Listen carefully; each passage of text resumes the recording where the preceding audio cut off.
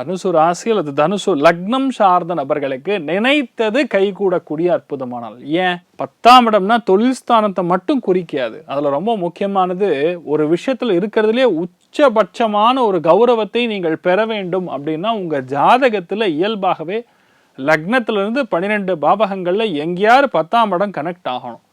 அப்பதான் அந்த விஷயத்துல நீங்க கெட்டிக்காரனா இருக்க முடியும்.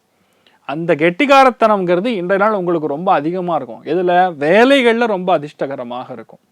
வேலை பார்க்கக்கூடிய இடத்துல கண்டிப்பாக உங்களுக்கு பெரிய ப்ரமோஷன், வேலை பார்க்கக்கூடிய இடத்துல சில பேருக்கு ஒரு சலுகை, இந்த மாதிரி நிறைய நல்ல விஷயங்கள் நடக்கும்.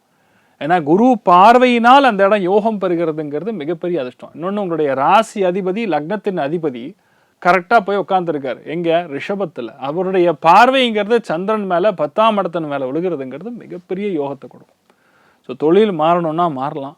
இருக்கிற வேலையிலேயே ஒரு சின்ன பிரயாணம் இருப்பதற்கான வாய்ப்புகள் இருக்குது. முக்கியமான ஒரு மீட்டிங் உங்களை அனுப்பிச்சிடுவாங்க, நீங்கள் போய் ஜம்முன்னு போய் பேசி அந்த காரியத்தை ஈஸியாக முடிச்சுட்டு வந்துடுவீங்க. அங்கே தான் உங்களை கெட்டிக்காரத்தனமாக நீங்கள் முடிக்க முடியும். அதே மாதிரி பணவரவுகள் தனப்பிராப்தத்துக்கு சூப்பராக இருக்கும்.